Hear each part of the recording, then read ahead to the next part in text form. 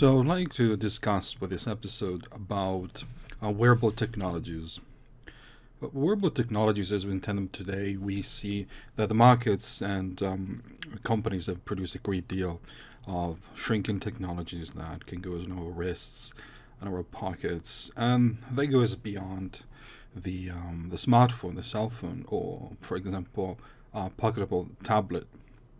So when we talk about wearable technologies, we can go back about the early 80s when Professor Steve Mann, a Canadian pioneer and inventor, started pioneering and experimenting on wearable technologies. And throughout the decades, he basically researched on the ability for people to wear technologies to enhance vision, to store data.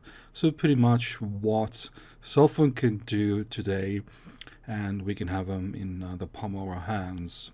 However, it was more of the augmented reality of the senses.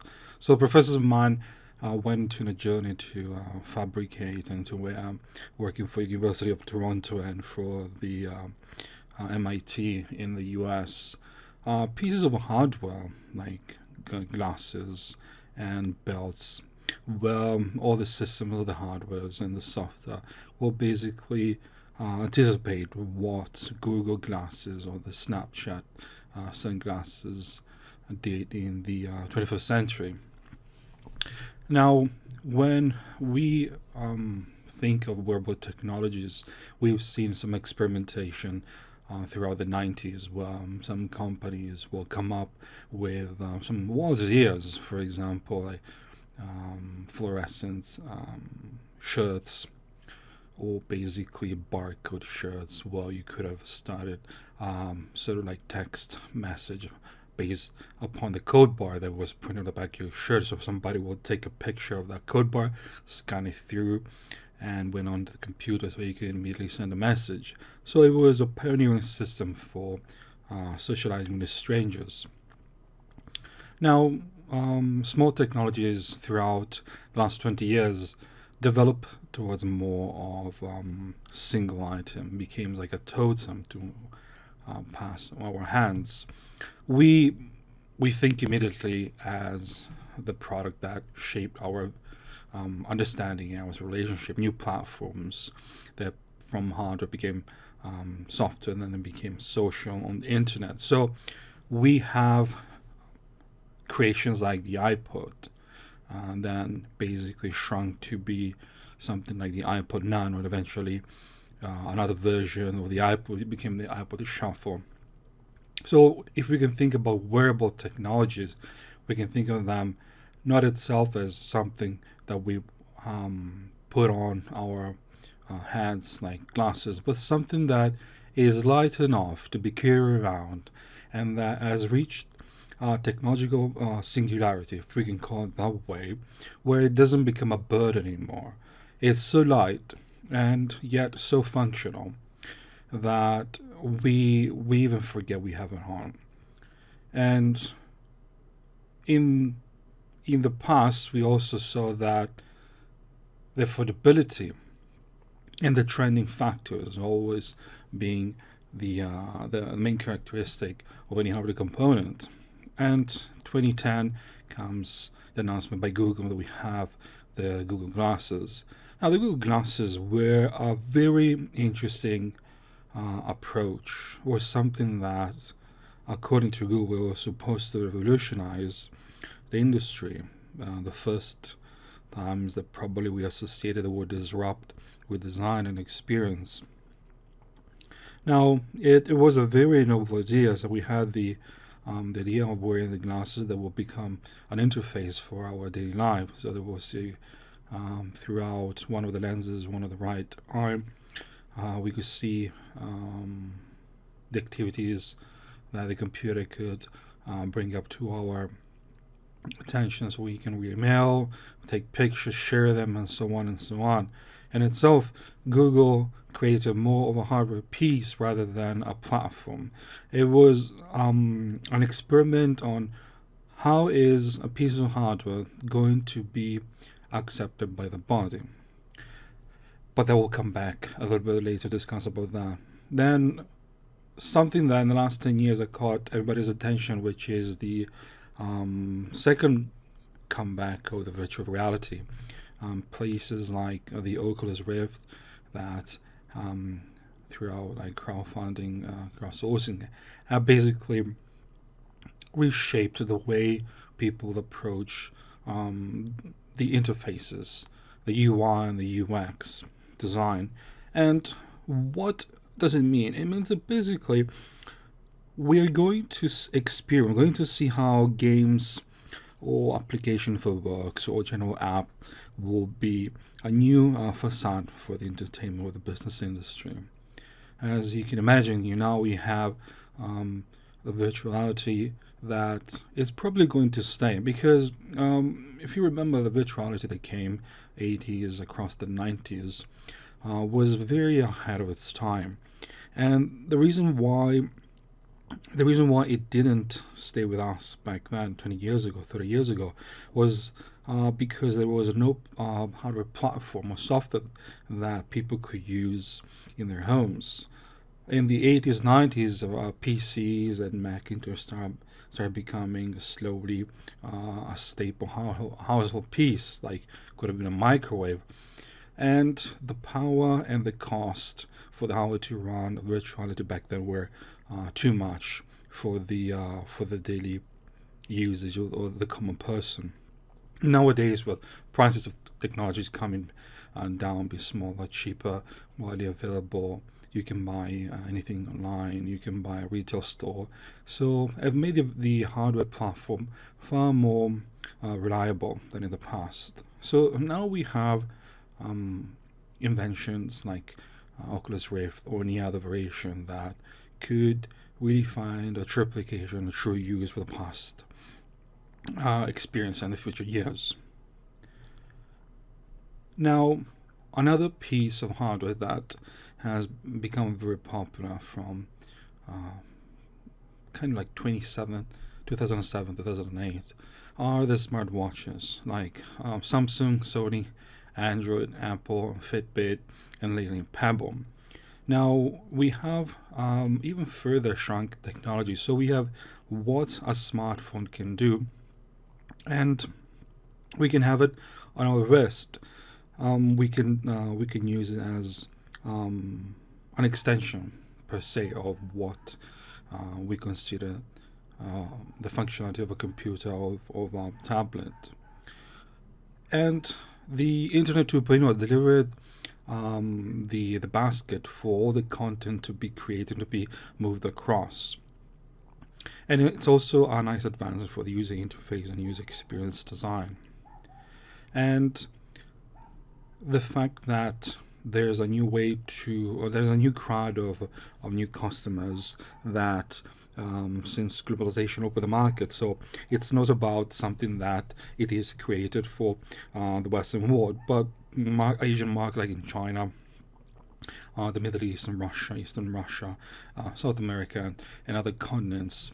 And they do offer a wide variety of opportunities for companies to design new product to make plenty of capital. Now the problem is that things like smartwatches, they seem to be a bit overwhelming for the purpose that they're an extension, but they do come at a hefty price, and also because they replicate what the smartwatch already do. So we have to think about these things. So you have an expensive piece of hardware on your wrist, and it is characterized by three phenomena, which is number one, constraint, number two, the affordability, and number three is the trend. We can define the constraint, which is basically is the bound of tolerance to accept the piece of hardware. And it's also important to consider that the weight and the size that come with, because we don't want something that's too burden on our body, so it becomes something that we don't want, we don't perceive it as useful. The price will dictate affordability.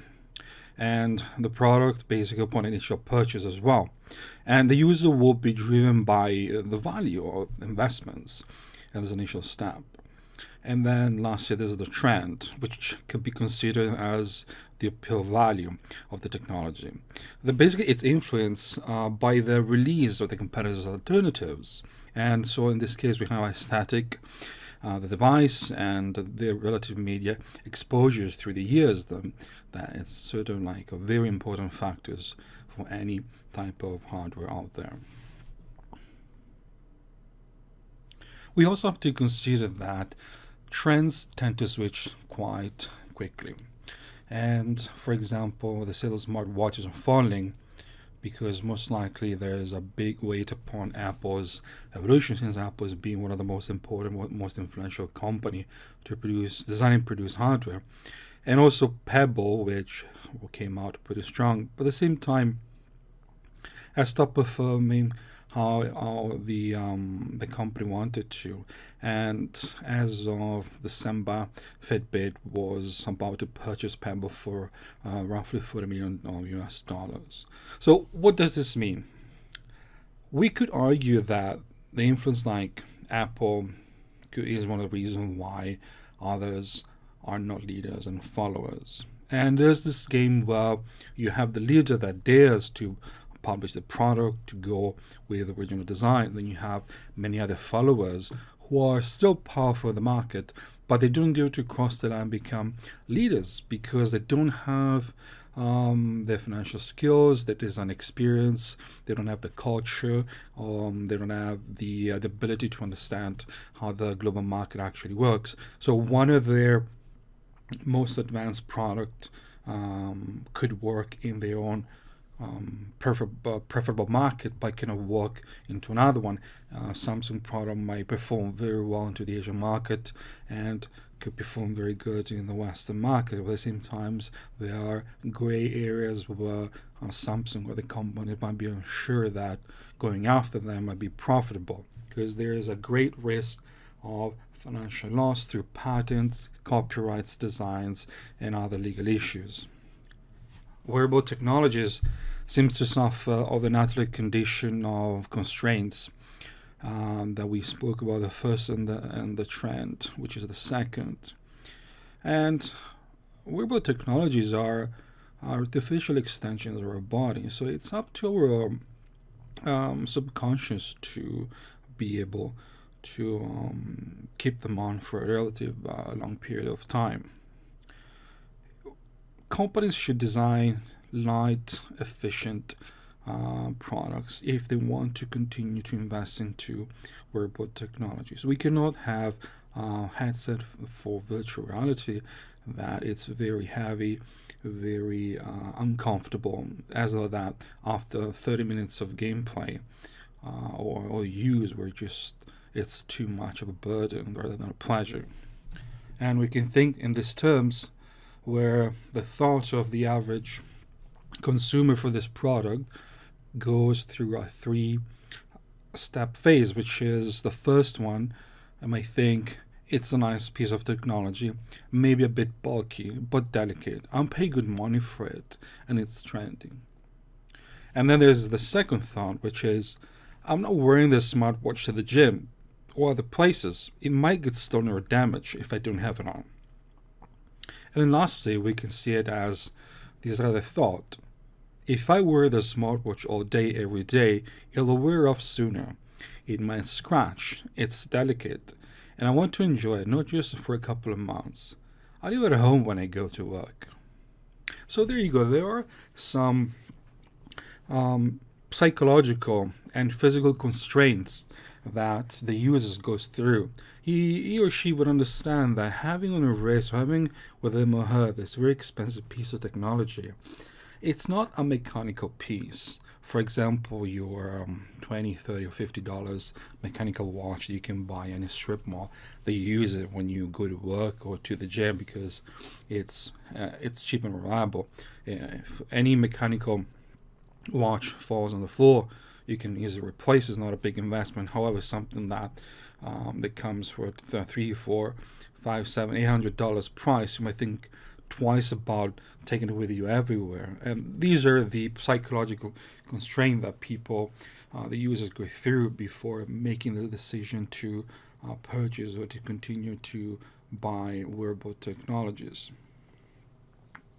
In this case, the user also will be saturated with a delicate and expensive hardware that comes with, because the physical, the social constraint we just discussed. We can see it as it's a human instinct, because it persists through a unique behavior to challenge logical thinking of what is that I'm putting on that is not actually a piece of my biology.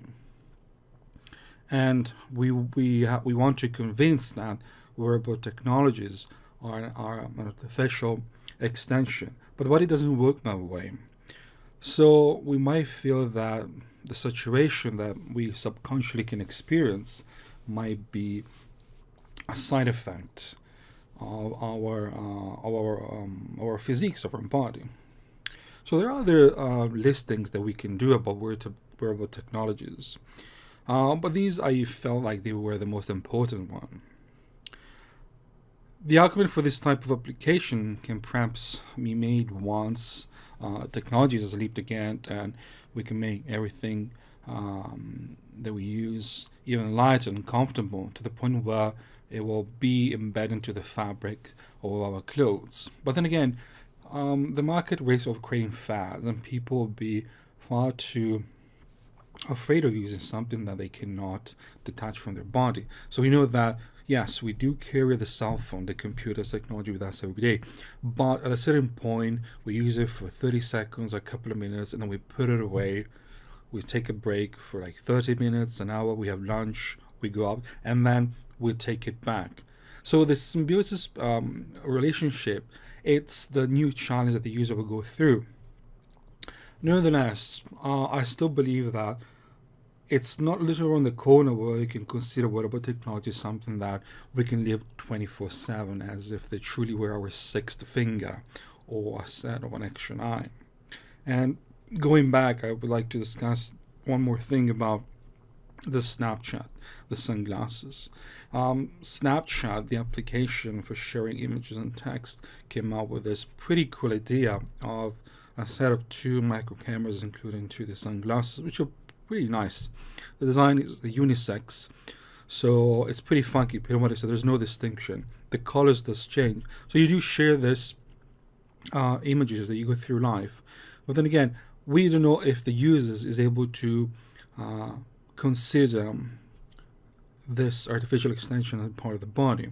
Also, because how many people are willing to buy these glasses that truly share everything? But Snapchat has the social platform to do this. So they first developed the connection, and then developed the hardware, as it is most way to do it, because you first develop a set of network like roads, and then you build the cars to travel. Whereas Google did the opposite. When Google came up with the glasses, they first invented the automobile and then invented the roads. So it was a nice invention, but at the same time it couldn't go pretty much nowhere. It had no social platform, despite Google attempt to create their own versions of social networks, which at the same time is in heavy competition against bigger competitors like Facebook or Twitter or any other venue.